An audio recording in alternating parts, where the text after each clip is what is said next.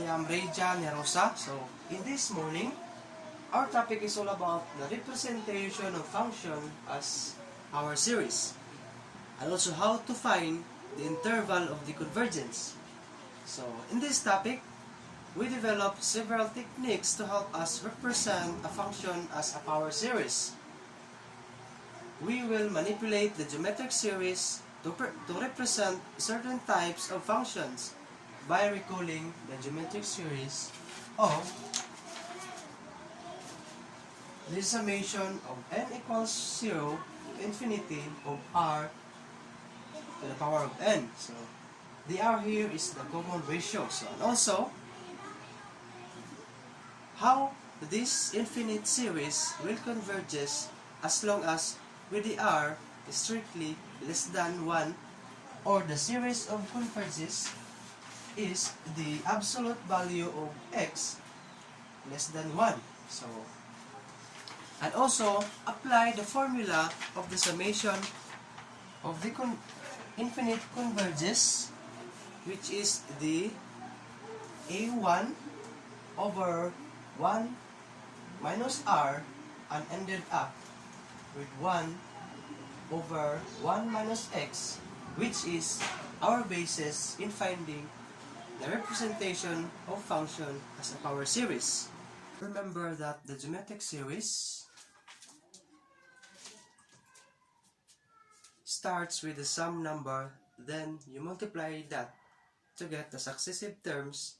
So here, multiply by x by x by x, and etc. So, and get the 1 plus x squared plus x cubed, and etc. So, if you remember the sum of geometric formula, so it's the first term over 1 minus the common ratio of x, so being multiplied by x here. So the summation of n minus 0, n equals 0 rather, to infinity of x to the n is just more compact way of writing of these terms out. So, and remember that the geometric series of 1 minus x converges the interval of converges, which is the absolute value of x less than 1. So now,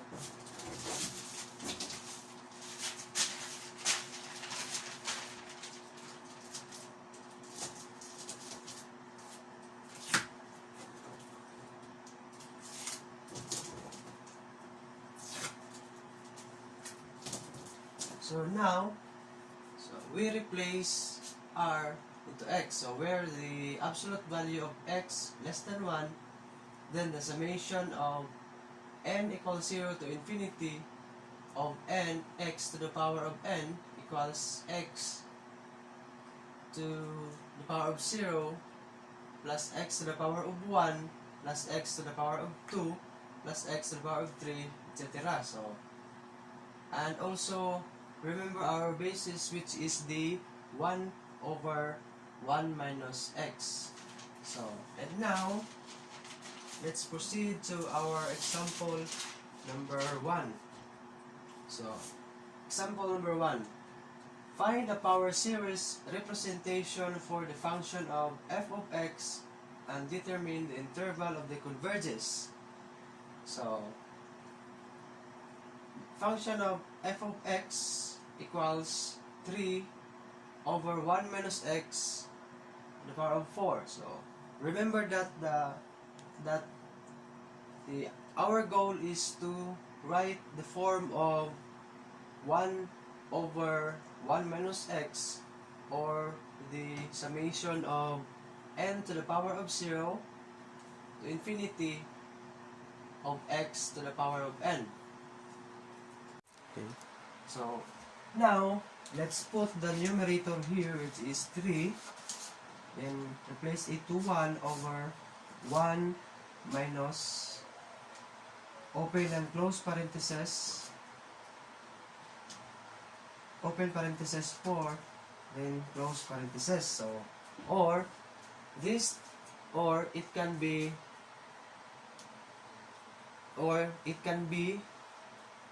write the summation of n equals 0 to infinity of 3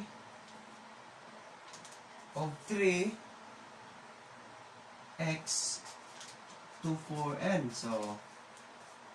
So this summation of n equals 0 to infinity of 3x to the power of 4n, this power series representation is only valid for a certain value of x that followed the interval of the convergence. So, next is how to find the interval of the convergence. So, first is write the radius, the r, the absolute value of r is equal to x4 less than 1. So x4 here is a positive, so we don't need absolute value. So I just need to make the sum that x4 is less than to 1. So x4 less than to 1, so minus 1. So this form,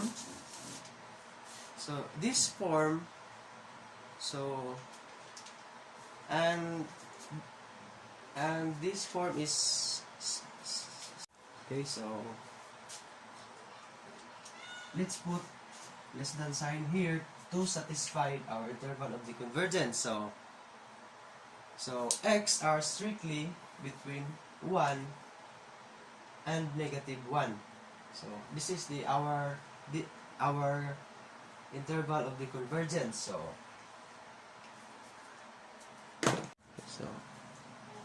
now let's proceed example number 2. So which is the 1 over 1 plus x. So equals 1 over 1 minus open parentheses minus x close parentheses. So because 1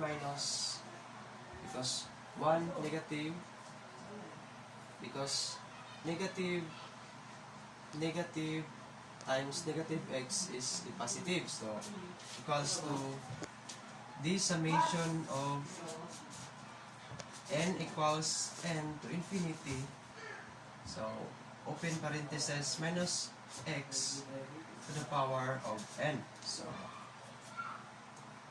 to the power of n. So to find the interval of the convergence, so which is the absolute value of negative x needs to be smaller than 1. So the negative x here, so the negative x here is equivalent to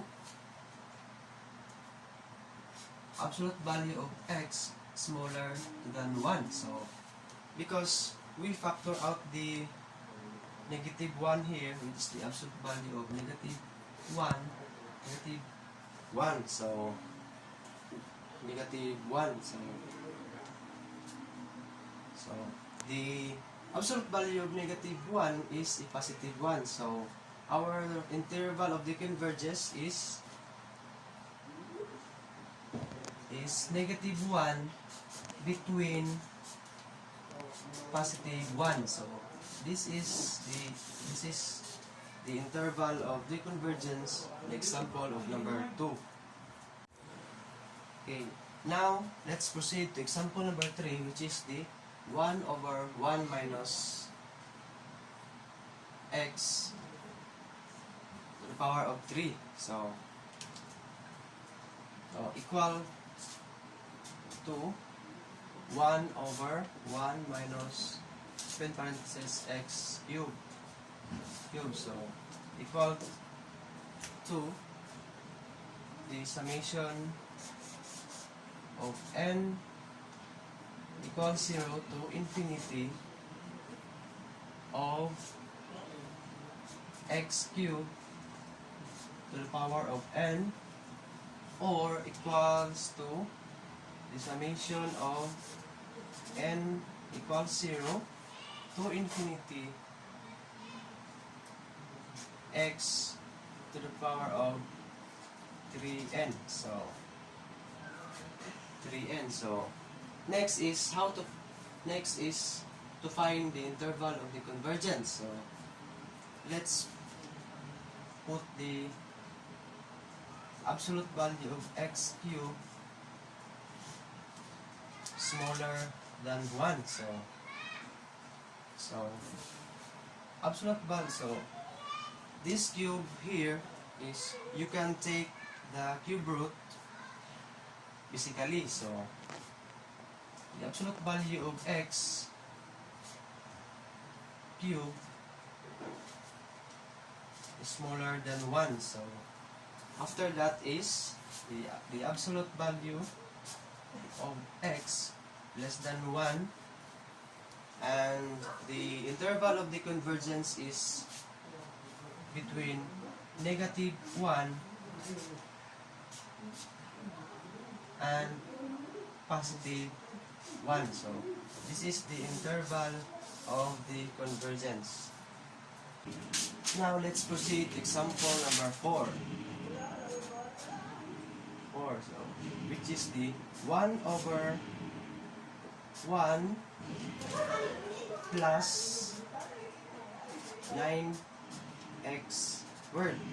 So again, it can be written as the form of 1 over 1 minus open parenthesis minus 9x squared in close parenthesis. So equals to the summation of n equals 0 to infinity open parenthesis 9 minus x squared close parenthesis to the power of n. So next is to find the interval of the convergence. So the absolute value of 9x squared less than 1. So here is divide both sides by -9. So the absolute value of x squared, so it is just the same with the example number 3 squared, so less than 1 over 9. So our goal here is to find a number that is less than 1 over 9. So which is the -1 over 3 and a +1 over 3. So this is the interval of the convergence of the example of number 4. So interval of the convergence is -1 over 3 and a +1 over 3. That's end with my discussion. Thank you everyone, and God bless.